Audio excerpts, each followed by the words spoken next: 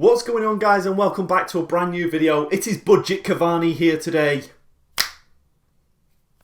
And we are ready to go with it. That is some mighty long hair, isn't it? I need a haircut. But with that being said and done, let's get into today's video. Today I'm trying out something new on the channel. If you're a Manchester United fan, or you just want to look at this ugly face more, be sure to subscribe to this channel because I'm going to be doing this as hopefully a series forever. I'm the brand new Mark Goldbridge of YouTube, hopefully. But like we said, we're going to give it a try. I'm a massive Manchester United fan and I want to do a lot more Manchester United based content on this channel. So if you like the sounds of that, get down in the comment section below, get subscribing, get liking the video so I know you want to see more. And without any further ado, let's get into today's content, which is basically a roundup of transfers, news and rumours on Manchester United. But hold up, I nearly forgot to say it. If you don't know, you need to know that Manchester United's under-23s played Chelsea's under-23s today in Stamford Bridge. It's a big game, boys and girls. I'm going to be doing a review of it on the channel. So if you're interested in that and you want to learn more about the under-23s, be sure to subscribe to the channel, get those notifications on, because we are going to be reviewing the under-23s game when it's been played later today. Fingers crossed for a win. But let's start rounding up the Manchester United related content. First team, that is. First team. So, the number one story, I've got it down on this little piece of paper next to the screen. It says, who starts for Southampton? Raphael Varane and Sancho. Now, one of these big, massive stories today is, do Raphael Varane and Sancho start for Manchester United against Southampton? I'm going to be doing my big preview for the game, the Southampton game, first team game, tomorrow. So, I'm not going to get too into this story, but I just want to say a brief overview, looking at it in a blank statement. I personally think Raphael Varane won't be starting tomorrow, and I think Jadon Sancho has a strong chance to start on the right. I think Jadon Sancho needs a full 90. I'd love it to be in front of the Old Trafford fans. I don't know. Personally, that's my opinion. I think that Sancho will start, Raphael Varane might not. Victor Lindelof got an assist and didn't play awful, and I think that Ollie is going to reward that. I think he's going to show him that if you play well, you still have a spot in this team. Even though you are basically going to be the backup centre-back to Varane and Harry Maguire, you still have a spot in this squad, which is supporting. Basically, you're probably going to play the League Cup games, the FA Cup games, and maybe the Europa League game. Stuck in last season. Champions League. We're Champions League. We're Champions League, baby. You see, that's just some PTSD from last season. But we are Champions League. And maybe, like I said, playing in a couple of those Champions League game early rounds, group stages. I think Eric Bailly is too injury prone. So I think that next in line centre-back is going to be Victor Lindelof for us. So fingers crossed for him. Let's see if this can spur on. Do you know what happened to Luke Shaw with Tellez? He got spurred on when we brought in a left-back. You've got competition now, Victor Lindelof. Step up your game. Does he become an even more solid centre-back than Raphael Varane? I doubt it, but it's possible. Maybe. We'll see. Moving on from there, the next big story that I saw in headlines is, will Pogba stay? Now, I do have a feeling that this story is going to run on all season. A lot of people I speak to in forums and people that I speak to, overall just Manchester United fans, they all seem to have this understanding. Well, they don't seem to understand that Mino Raiola seems to be the root cause of a lot of problems. I am a huge Paul Pogba fan. Let me know if you guys aren't. He hasn't been the best in the Manchester United shirt, but I genuinely feel that a lot of these issues that tend to crop up come from Mino Raiola, his agent. I don't see much to pin on Paul Pogba. From time to time, like I said, in games he hasn't played his best, but wow. Let's scrub all that aside. He started this season, first game, 4 assists, more than he got last season, 3 assists in total he got last season. And wow, I know he was injured for a lot of the season, but he played a lot more games than one game. He got 4 assists. He looks to be on fire. Whether this is him trying to put himself in the market to potentially get that move to Real that we know he's wanted for years. Does he want that move to PSG and move to the El Clasicos, who are basically just completing a Panini sticker book of football players in one club? They need to chill out. But yeah, or maybe Barca, you know, he might be trying to open up his options. He will be a free agent as it stands. Sorry, My mouth is so dry. It gets so dry when I start speaking to a camera. Maybe he's doing this, like I said, to open up his options at the end of the season. He will be a free agent, so only teams will have to sign on a sign-on bonus or anything for him, but also just kind of cover his wages. The actual fee to a club like us wouldn't exist. I'm really hoping that he enjoys this season, he pushes on, he enjoys the squad, and he sees the passion and the progression of the team, and hopefully he signs another contract. The main root of the cause, and what I'm seeing a lot of the time, tends to be Mino Raiola, in my opinion. Now, these same fans are the ones that are getting very excited about this Haaland deal that's been mentioned in the offing. And people seem to be forgetting that Mino Raiola is also Haaland's agent. So, this is it's murky waters. Personally, I am fingers crossed that Paul Pogba signs that contract, because on his day, when he wants to, we've seen what he can do for that France squad. Honestly, that France squad, he was incredible at the World Cup. At the Euros, he was the standout player for France. Even when they went crashing out and burning, that was Kylian Mbappe, let's be honest. Kylian Mbappe missing that penalty. But personally, I think Paul Pogba is a class player, and we're only a stronger team when he is in that side. Hopefully he stays, hopefully he really does make it at the squad and he decides to stay, and that would just make me very happy. For the time being though, things are looking unlikely. Next up is Edison Cavani. So Edison Cavani is actually back in training and looks to have a spot on the bench for Southampton. Mason Greenwood in that spot as striker played fantastic last game. Honestly, what can you not say about this kid? This kid is incredible, honestly. He's like the regen of Robin van Persie in Football Manager or in FIFA. He's absolutely incredible. I do think that Edison Cavani probably still inches him to that first team place when everybody is back fit, fully trained, and you've got your strongest first team out there. I think he's just a little bit more experienced, playing with a number one, like a single striker up top, like a spearhead striker. I think Cavani has a lot more experience and still a lot more to... I think Greenwood has a lot more to learn from Cavani in that respect. Although athletically, physically, if you're looking at pace, speed, potentially control on both feet of the ball as well, you would go Greenwood. But I think as a seasoned veteran, Cavani would still get that first place. But I'm hoping as the season progresses, Greenwood might even take that by the end of the season. How mad's that? We're not even talking about Martial still being on the bench as well. Where Martial's future lies, we don't know. But Edison Cavani is potentially on the bench for Southampton. Fantastic to see. Moving on from there, we're going to go to a player that has actually left the club. So Dylan Levitt has officially left the club on a season-long loan to Dundee United. They are a Scottish Premiership team. If you don't know, that is the first division in Scotland. They're a decent team, around about I would say, a higher, top-end, middle-of-the-table club. Do excuse me if any Dundee United fans are watching. But I do feel that Dylan Levitt needs that kind of in-league experience, top-flight kind of football, playing against some top teams, coming up against Rangers and Celtic in that league.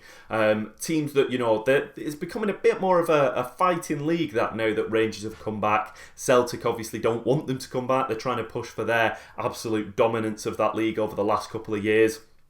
Dundee United going to be playing against men, top level opponents, hopefully building up his physicality in the game, potentially coming back and trying to squeeze a spot maybe next season.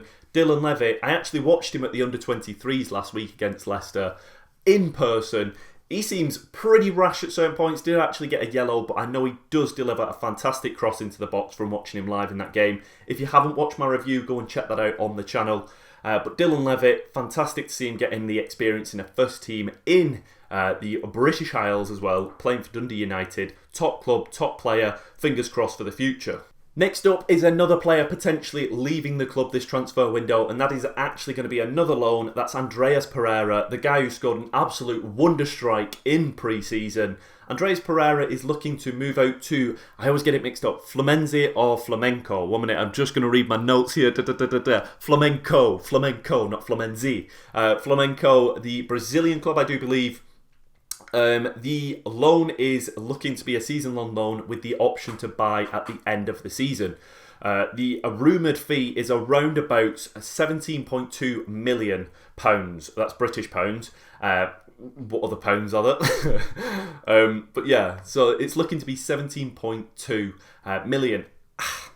It seems like a low fee. I think he is still only about 25, 26. So for a player, he's a Brazilian player moving back to a Brazilian club, hopefully. I feel like he has so much flair as a player. I just think his physicality has never really helped him progress into the Premier League, with it being quite a physical league. That's always been his limitation, I would say, and I do think that is complete nonsense, because from time to time there has been players that haven't been as physical and been able to be dominant in the Premier League, but it's just this mindset that people have, it's a strong league, it's a progressive league, you have to be strong, you have to be physically fit, over 6 foot. Potentially that is the thing that has limited him. He has been hot and cold at times for Manchester United, but we know the pressure that it takes to play for a top club. Maybe he's one of those that goes out on loan and does develop and actually manages to break in. Jesse Lingard-esque from last season. Maybe. Speaking about Jesse Lingard, what a segue. Jesse Lingard is in a lot of the headlines at the moment. There is this rumoured talk between him moving on a full completed deal, a sale, not a loan, to West Ham United. I'm really hoping that doesn't happen. I actually have Ben Rama in my FPL team, so fingers crossed he doesn't move. But we will see. I do love Jesse Lingard. I don't know whether anybody saw the post that Bruno Fernandes put up the other day. He put it up on Facebook and then maybe on his other socials as well, like Twitter and maybe Instagram. I didn't check on there.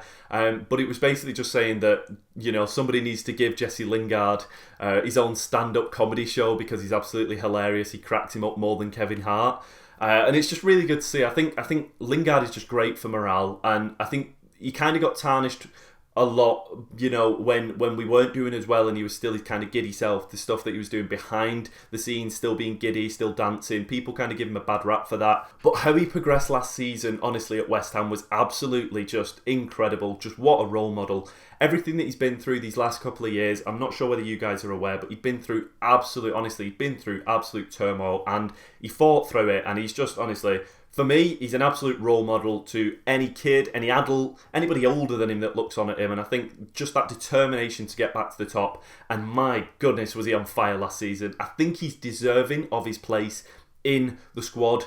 Whether that is as a first team player, maybe he wants game time, and that would be a real shame to see him move on, because I do think he's great for morale, great for chemistry, and I do think he's a really, really good player if utilised correctly. I think he's a great option for us to have.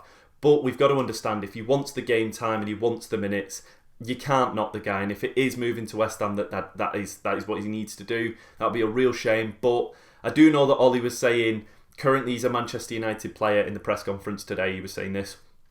Currently he is I've totally lost my train of thought. Currently he is a Manchester United player, and for that time he plays for Manchester United, and he's still got a point to prove to get into the first team here. That's really promising to see. That's really promising to hear, and I hope it isn't just kind of talking down speculation so they can get a higher price from West Ham. I really, really do think that Jesse Lingard deserves an opportunity. Where that is in that front line is looking very strong this season. I don't know, but I just hope he can break in. Moving on from there, we go to another player looking for a loan out this season. That is actually going to be Amad Diallo. Amad Diallo, a very, very talented player, as you may well know as Manchester United fans, looking like a supreme talent for the future, 19 years old, and wow, just absolute skills and tricks for days, and looks like a very, very tricky winger, developing very, very well so far at Manchester United. He got a bit of game time at the back end of the season, but I do think he is one of those, like Tahith Chong. Tahith Chong's gone to the Championship, plays for Birmingham City, and is developing. I think he's had like man of the match performances in the first 2 games for Birmingham City, playing really, really well and been a standout player for Birmingham City so far. That's what you want to see from a loan move. A player that's playing consistently, getting the time to play, showing his skill, progressing, developing. That's what you want. That's an ideal loan move for a player of around about their age, 19, 20, 21. That's what you want to see. You want to see him then come back and see if they can progress into maybe a Premier League club on loan again, or straight into that Manchester United squad. Greenwood-esque, Martial-esque, I nearly said, Rashford-esque. That kind of move would be ideal. Also McTominay as well, progressed through the youth academy. But Amad Diallo is looking to go out to Sheffield United on loan. I actually watched Sheffield United the other day when they played West Brom. Wow, I think 4-0 it ended West Brom in the end, and Sheffield United just looked out of sorts. They really could do with some attacking talent, some attacking prowess, and I think he just adds that flair, dynamic, just really, really good player to have in the squad as an option, and I do think he will get the game time at Sheffield United. So that would be potentially an ideal move for him into the Championship. See how he develops there. It would be really good to keep track of him and see him in games playing week to week as well. Now we've wrapped up the players going out, we're going to wrap up the players potentially coming in. Bruno Lage, if you don't know, is the new Wolverhampton Wanderers coach. He's another Portuguese manager that has come in after the departure of Espirito Nuno Santos, who has moved on to Tottenham since. But yeah, Bruno Lage has actually dampened speculation regarding his player Ruben Neves leaving amid interest from Manchester United. So if you've not heard, there have been a few headlines today mentioning that Ruben Neves, and for the last couple of days, that Ruben Neves is potentially an option for Manchester United in the midfield, and is a player that, you know, basically that he's on a list, or potentially maybe piquing a bit of interest from some of the scouts. I do think that our midfield does need strengthening. I think ideally for us, a CDM is what we should be looking for. Maybe a top flight CDM. Whether McTominay could fill that role, I don't know. Personally, McTominay is one of those players that I think is still raw in areas, but physically, I think you know, for Scotland he plays as a centre half, so he's obviously got that defensive capabilities. For us, he plays in the midfield. I think he's a perfect slot in for that. But whether he's ready as of yet, a top level player like a Wilfred Ndidi to play that position, I don't think so. But it would be really, really interesting to see if we pulled in somebody like Ruben Neves. Does he start for us? I mean, we've got Van der Beek, who's sitting on a bench week to week and not managing to squeeze in. Is it going to be possible for Ruben Neves to squeeze into that midfield? Does he take Fred's spot? Where does that leave Fred? Does Fred sit and rot on the bench? Does he deplete in value? I would like to see how that would progress. If we actually took away, I feel like we've got too many players in that midfield, but just nobody of those upper echelon qualities. And I don't want to see players rotting. That's never progressive for a club. It doesn't shine a good light on a club, especially the more players that you look to attract in the future. Looking on at a player, for example, like Van der Beek, it's not good to see that, like I said, as potentially Ajax as a potential option. Trying to draft in people from the Dutch league. Is that going to be a struggle for us now when they look on and see what's happened to Van der Beek? A possibility there. So hopefully if we do bring in Ruben Neves, we have a system in place to potentially make sure that all the players are either got a role in the squad or are moved on to potentially either be sold or loaned out to a place where they are getting game time, developing, or maybe potentially looking for that next step in their career to a club where they have an option to buy at the end of the season. So interesting. We'll see with that one. Like I said, I just hope that if we are going to do it, it's a move that is needed. Potentially a player that's coming in like a Ruben Neves. But is Ruben Neves right? Let me know your thoughts. I don't know. I'm an unsure one about this move, but I'm kind of glad that Bruno Lage has dampened the heat around this one, because I just don't feel too certain on it. Maybe I'm wrong. Let me know your thoughts. Moving it on from there, the next transfer in is Trippier. Now Trippier, I'm not even going to cover this one too long. It's been covered all summer long, all transfer window. We've been mentioning that we're apparently looking at Kieran Trippier. Kieran Trippier is probably very, very interested in the move to Manchester United. Who isn't? Let's be honest. But Kieran Trippier is from Bury, quite local to Manchester United. They call him the Bury Becks, and I'm sure that he would be loving a move home to Manchester United, as he did grow up a Manchester United fan. So it's an obvious one on the player's side of things that he would want to move back to Manchester. But he did just win the league with Atletico last season, and he was a key part for Diego Simeone in that defensive back line. Has Diego Simeone got the coverage at right back for a player like Trippier to leave? I'm not too sure on the dealings of Atletico Madrid at the moment, or the squad depth of Atletico Madrid, whether they have a player ready-made to slot into that position.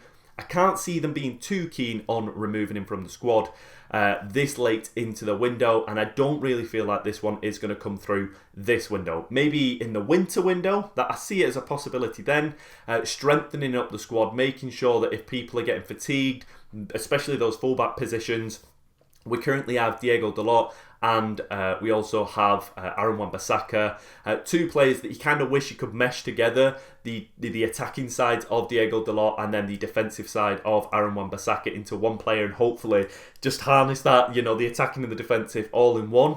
But Personally, it would be really, really good for experience to get an experienced, I believe he's 31, 32 now, Trippier, into those fullback positions and help develop those fullbacks even further. Even talking about Luke Shaw, I'm sure Kieran Trippier has experience in those areas to help those players progress, either when they play on the left or the right. And then also on top of that, his set piece is always a scary, scary asset to his game. We all know Kieran Trippier's set piece taking is immaculate, so that would be a great quality to add to the squad.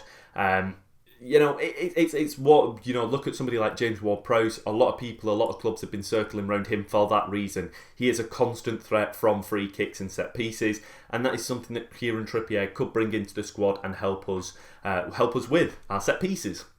And the last story to round up on, which is an absolute nonsense story, it's just people trying to get Manchester United's name into a headline.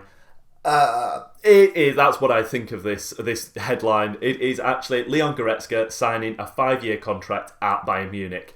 How people are managing to get Manchester United's name into this title is absolutely beyond me. Honestly, the way that people speak about this is like we were putting in bid after bid for Leon Goretzka. I'm pretty sure that he was touted as somebody of interest. I think his contract was coming nearer to an end. He's a great midfielder, looks an absolute physical beast, honestly. He's absolutely packed on the muscle this last year or two, and would have been a great asset to add to that midfield. I don't think it was ever going to happen though. I'm respecting the player and thinking he's a fantastic player. Whether he was actually ever going to come to the club, highly unlikely, in my opinion. I think he was probably on a list, but I'm pretty sure he was on Tottenham's list, Chelsea's list, Liverpool's list, Man City's list. Every club, Real Madrid, you name it, Juventus, they were probably all checking him out because he's a fantastic quality player. But, as we all know, Manchester United sells headlines, sells papers, gets the clicks. That's why we're getting tagged to it. I think it's absolutely nonsense. Congratulations to Leon Goretzka on signing his new 5-year deal at Bayern Munich. Give him one of those. All the best to him. I don't see anything to link us to it, but hey, people are trying to get the clicks. That's been my roundup of news, rumours and transfers from Manchester United. I hope you guys have enjoyed it. Let me know if you want any stories to be mentioned in the next one, or maybe if you have enjoyed it, maybe where I can improve this series. Let me know. I'm always up for the information. I've been Drakesy. Hope you have enjoyed. See you in the next one. See you later today if you're up for the Under-23s review. Adios.